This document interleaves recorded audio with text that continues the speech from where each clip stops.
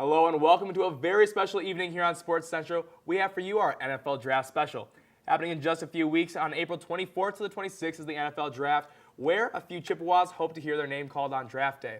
But first up, we have for you guys our top 5 picks of what we think is going to happen in this year's draft. So let's kick it off. Cleveland Browns are on the clock at number 1. Who they got?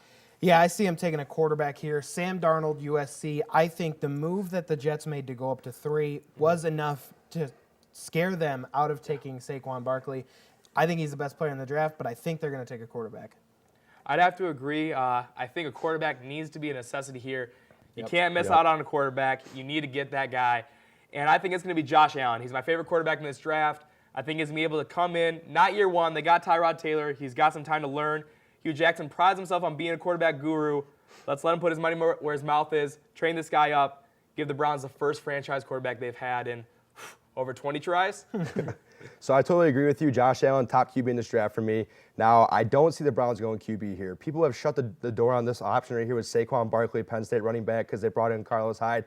I do not agree with that, though. I think he's a generational talent. They have that second pick coming up at 4 in the first round. I think that's where they're going to get their quarterback. I got Saquon Barkley at pick first overall for the Cleveland Browns. I agree completely. Saquon's the best player in the draft, head and shoulders. Absolutely. But like you said, they can't mess this up. Yeah. I think it really comes down to who do the Browns need with their franchise. If it's going to be Saquon, you need him. You can take whatever quarterback you get, go for it. If there's a quarterback that you love, take him. But if all these guys are starting to blend in, you're going to get one of them. And I think Saquon makes a lot of sense. You make a strong argument, but I feel like the Browns need to get their quarterback. But that's the fun of the draft. We'll find out. On to number 2, we have the New York Giants, who I have them taking a quarterback here. I think quarterbacks go 1 and 2 in this draft. I have them getting Josh Rosen out of UCLA. I think Eli Manning really needs to be done with his team. He's still sticking around. Got benched last year. The Ben McAdoo experiment was an absolute failure in New York. Yes. The whole franchise went down for the year. I don't see them being this high in the draft again. I think last year was an absolute fluke. They're going to be back on track. I think they get their quarterback, prepare for the future. Your defense has some nice pieces in place.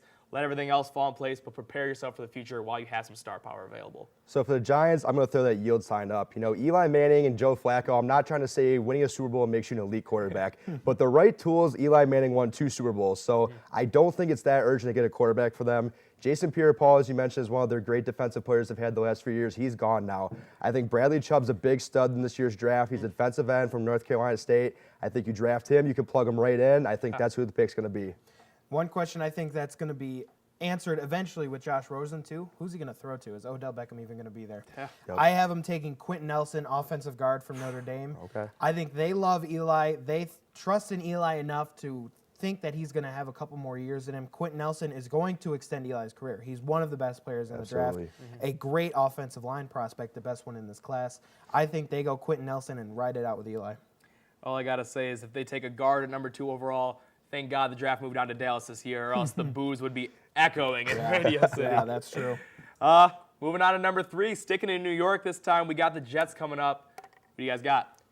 I'm putting the green light here. The Jets are going to take a QB. I got Josh Allen, quarterback, Wyoming. He was my top talent. I ended up going at 1, but I still say he's the first quarterback taken. The Jets get their guy here, and they give him a little time to develop, which I think he needs coming from that Mountain West program. They have Josh McCown, they have Teddy Bridgewater, they have Christian Hackenberg. They have options to let him get some time to get ready. An option is an interesting way to describe Christian Hackenberg. But despite that, I do agree with you. Josh Allen, he's the best quarterback in this draft, in my opinion. And I do think it shouldn't be understated the fact that Josh McCown is there now, and he's probably going to be a coach for the Jets next season if all things go right.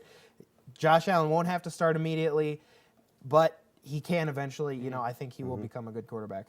Yeah, I think what you say is time. Need a lot of time. Last year, the Jets gave up the 3rd highest sack rate in the entire NFL. This guy's going to take a beating. They call him a little Ben Roethlisberger. He's going to need to be that. He's going to need to be a bowling ball out there. He's going to need to grow, and he's going to have a lot of growing pains if he goes to the Jets. But I think the Jets here take anybody who they really can get. I have them getting Darnold because I had Allen going number 1. But bottom line, they need to get a quarterback. They need to solve that issue. Going to number 4, back on the clock, we have the Cleveland Browns. This time, let's see what they get. We had them getting quarterback first overall. You had them getting running back. Cam, who do you have them getting? So I'm going RB, so this is their time to get their quarterback. I have them get the number 2 guy here because I've only had 1 quarterback going with Josh Allen. Sam Darnold's their guy, pick 4. They still get 2 of their top targets, and I think that's going to be the pick. It's interesting because I had him taking Sam Darnold 1, you had him taking Barkley 1. I have him taking Barkley 4 just because of how it falls. He's the best player in the draft. No questions about it. Needs to be taken. I have to agree. Saquon, yeah. If he falls here, if they don't take that quarterback number 1, I feel like this combination needs to happen. We'll see where they go with this, but if Saquon's there, absolute lock. Guaranteed. And if they take Saquon number 1, absolute lock. This is a quarterback. Yep. If they don't trade down. Yeah, which is see. a possibility We'll too. see. Yep. And then number 5, last of these picks, we have the Denver Broncos. And I have me a little more conservative here, getting that rock-solid player that you talked about, Quentin Nelson. They have Garrett Bowles, the number 1 pick from last year at left tackle. Brought in Jared Veldheer from right here in Hillsdale, Michigan at the right tackle. Building up that offensive line, helping to retool that offense a little bit. They brought in Case Keenum. They have Paxton Lynch still in the building. Chad Kelly, Mr. Irrelevant's on the roster. I think they have some options at quarterback to give him a year to develop, build up the weapons around him, let him compete. I think that they are already giving up on the Paxton Lynch experiment. I think Case Keenum is, at best, a one-year starter. I have him taking Josh Rosen here. John Elway, a couple years ago, lured in Peyton Manning. If there was ever a guy that was a Manning brother that just got lost, it would be Josh Rosen. He's very similar to them, so I have him taking Rosen at 5. So you mentioned that Paxton Lynch experiment. You mentioned Case Keenum come in. I think this Case Keenum is a 1 to 2 year fix for them. I think they've absolutely abandoned that Paxton Lynch situation. Now the Broncos are interesting. They could move up. They could move back. They could go Quentin Nelson. But I agree with you. Josh Rosen will be the pick for the Broncos here. Yep. Moving on from the top 5 picks, we go to number 20 where the Detroit Lions sit. Who's coming to Detroit? I'm taking Josh Jackson, the cornerback out of Iowa. He's my second best cornerback in the draft. If he falls this far, I think it's a no-brainer. Pairing him up with last year's pick, Tease Tabor, Darius Slay, that is a crazy trio of corners for Detroit. And I agree. They'd be an absolute steal for Detroit. I don't see him making it anywhere near them. I mean, I think he's going to fall to maybe the teens, but that's going to be a stop for Josh Jackson. I have him going with the hometown kid, Maurice Hurst out of U of M, defensive tackle.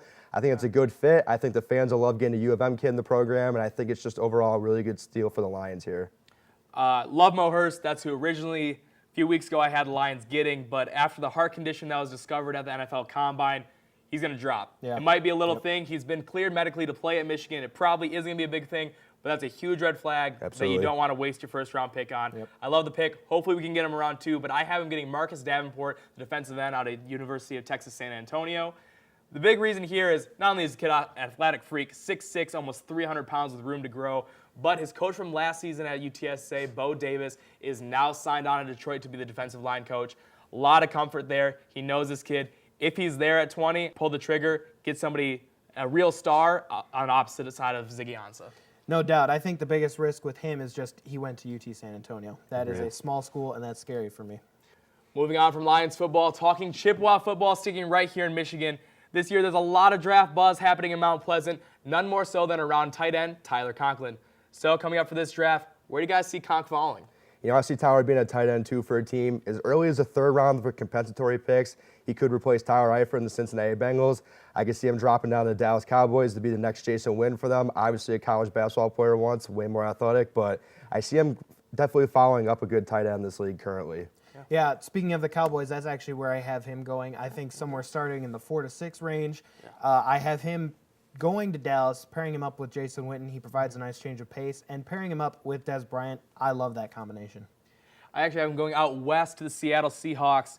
They just had Jimmy Graham leave town, go to the NFC North Packers. Had Luke Wilson, tight end number 2, go to the Lions. They signed Ed Dixon from Carolina, who really prides himself on his blocking. Also a good receiver, but I think Conk comes in, and he's that athletic tight end for them, can really stretch the field, and when plays break down, Russell Wilson leaves the pocket, there's a big target waiting for him. Absolutely. Yeah, I love that. Now, moving on to the next probably highest-rated Chippewa in this year's draft, DN Joe Osman. Guy's a freak, absolute athletic freak. You can't get him out of the gym, and I think he's a great fit for the Detroit Lions. New coach Matt Patricia wants versatile players who can do it all. He's willing to do whatever it takes to make this roster. Not only that, but Bob Quinn loves players that can play special teams, and that's really going to boost his stock. Nick Bellore, former Chippewa on the Lions roster last year as a linebacker, filled in at fullback whenever they needed him in a package. I can see Osman being that same kind of do-all, jack-of-all trades, and really finding a nice fit with any team. Yeah, I love that pick. Obviously, staying in Detroit, that would be great for him. I have him going to the Atlanta Falcons. I think he's going to be more of a defensive lineman in the league. They have 2 older guys, Derek Shelby and Brooks Reed. They're 31 and 29. I think he goes in there, provides a spark on defense as a younger, more athletic guy. You know, I think a lot of people are sleeping on Joe Osman, put him as an undrafted, but I definitely see someone taking a flyer on him on day 3. The Lions are one of the teams I was thinking. Then also the Green Bay Packers are a destination I really like Joe landing. So I'm definitely thinking those 2 teams. Certainly going to be a steal for whoever get these Chippewas on their roster. We'll see how it all shakes out on April 24th through the 26th when the NFL Draft finally arrives. But for now, coming up next, we have the D3 Storybook season for the hockey program coming to a close. See how it all played out, as well as look back at their historic season. We'll be right back.